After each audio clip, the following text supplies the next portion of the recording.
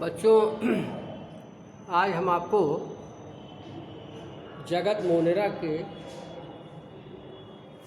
Chapter जो second है उसमें जीवाणुओं में जनन के बारे में बात करेंगे। बच्चों, जीवाणुओं में जनन 3 तरीके से होता है: कायिक जनन, अलैंगिक जनन और लैंगिक जनन। बच्चों, कायिक जनन में हमने आपको बताया है कि कायिक जनन में किस तरह से बिगडी बैक्टीरिया न्यूक्लियस जीवाणु विभाजित होकर के अनेकों बैक्टीरिया में बदल जाता है। अब बच्चों, जो अगला है वो है अलैंगिक जनन, जिसके बारे में हम विस्तार से पढ़ेंगे। बच्चों, अलैंगिक जनन जीवाणुओं में 3 तरीके से होता है। अलैंगिक जनन जीवाणुओं में 3 तरीके से होता है। बीजाणुओं द्वारा, अंतः बीजाणुओं द्वारा बाई इंडोस्पोर,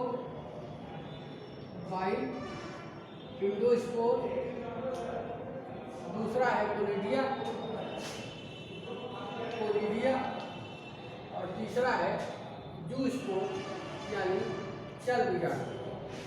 तो फिर से सुने, जीवाणुओं में अलैंगिक जनन 3 तरह से होता है: अंतः बीजाणुओं द्वारा, कोलिडिया द्वारा और तीसरा है चल बीजाणुओं द्वारा।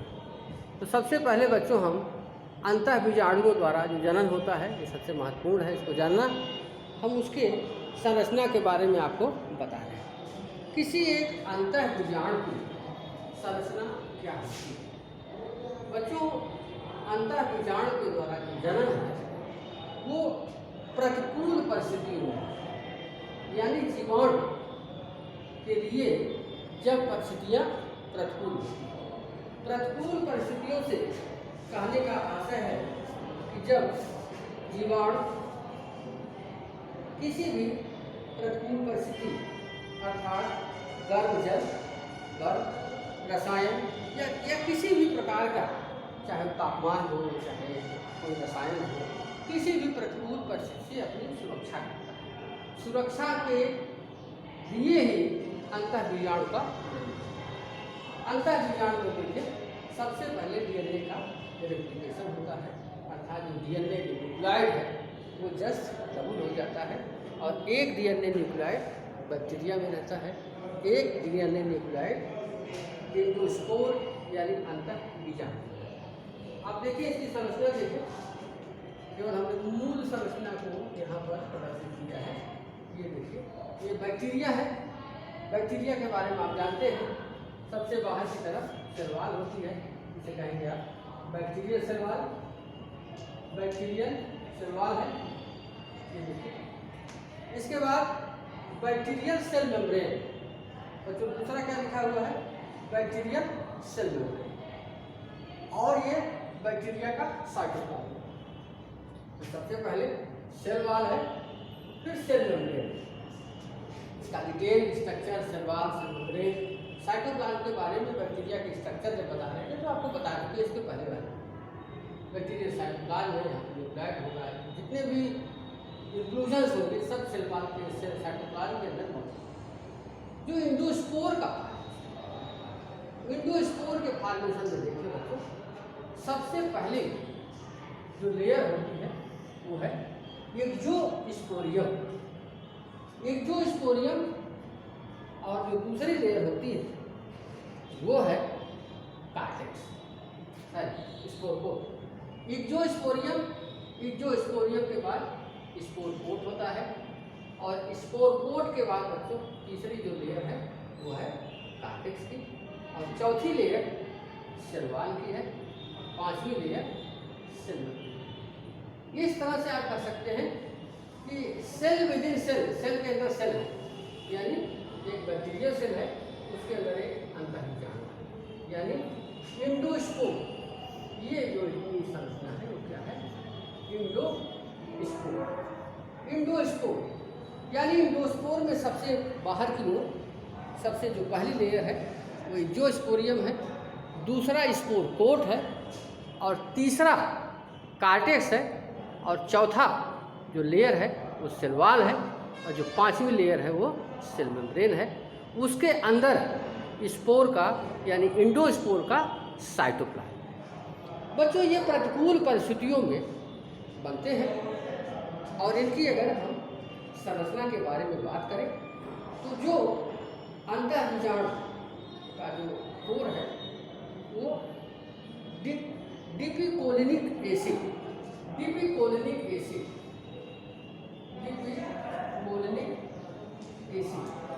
इसकी संरचना में एक जो स्पोरियम की संरचना में डिपिकोलिनिक एसिड होते हैं। बच्चों जब परिस्थितियाँ प्रतिकूल से अनुकूल होती हैं, जब परिस्थितियाँ प्रतिकूल से अनुकूल होती हैं तो इसकी वृद्धि, इसकी wall, cytoplasm, cell membrane, cell wall में बैक्टीरियल सेल वॉल है, ये रैप्चर्ड कर जाता है, और इंडोस्पोर एक जीवाणु के रूप में बाहर निकलता है। और इस तरह का जन्म बच्चों बैसिलस और क्लास्ट्रीडियम, यहाँ पर लिखें बैसिलस और क्लास्ट्रीडियम, बैसिलस और क्लास्ट्रीडियम जनरा के बैक्टीरिया में इस तरह का रिप्रोडक्शन। तो बच्चों बैक्टीरिया में जो ये प्रतिकूल परिस्थितियों में बनता है, यानी एक बैक्टीरियल सेल से एक ही इंडोस्पोर बाहर है, तो आप कह सकते हैं जब एक से एक ही है, एक था और एक ही है, तो ये सेक्सुअल रिप्रोडक्शन कैसे हुआ? इसके इसीलिए डुबास साइंटिस्ट का नाम है, डुबोस ने इसको कहा है रिप्रोडक्शन विदाउट मल्टीप्लिकेशन। यहाँ पे लिखते reproduction without multiplication, reproduction without multiplication, reproduction without multiplication यानी बिना गुणन के ही जनन की प्रक्रिया पूरी हो जाती है। इस तरह से बच्चों ये जनन कहा जाए इसे, यह डाउटफुल है, क्योंकि एक बैक्टीरियल सेल से अनुकूल परिस्थितियों में एक ही बैक्टीरिया बनता है। अब बच्चों दूसरा है कोनिडिया के द्वारा रिप्रोडक्शन। बच्चों स्टेप्टोमाइसीज और माइक्रोमोनोस्पर्मा, फिर से ध्यान से सुने, माइक्रोमोनोस्पर्मा और स्टेप्टोमाइसीज। स्टेप्टोमाइसीज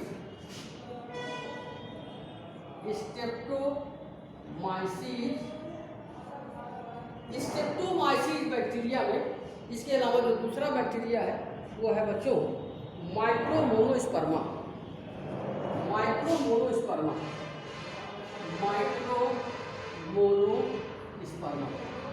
इन सब में कोनिडिया के द्वारा एसेक्सुअल या अलैंगिक जनन पूरा होता है।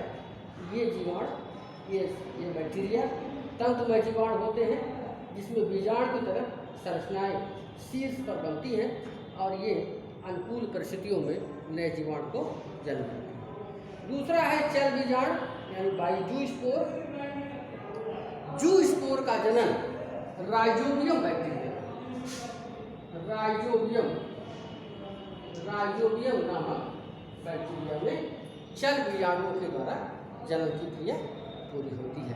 इस तरह से बच्चों जो एसेक्सुअल रिप्रोडक्शन है उसमें आपने 3 तरीके देखे, अंतःबीजाणुओं द्वारा, कोनिडिया द्वारा और चल बीजाणुओं द्वारा।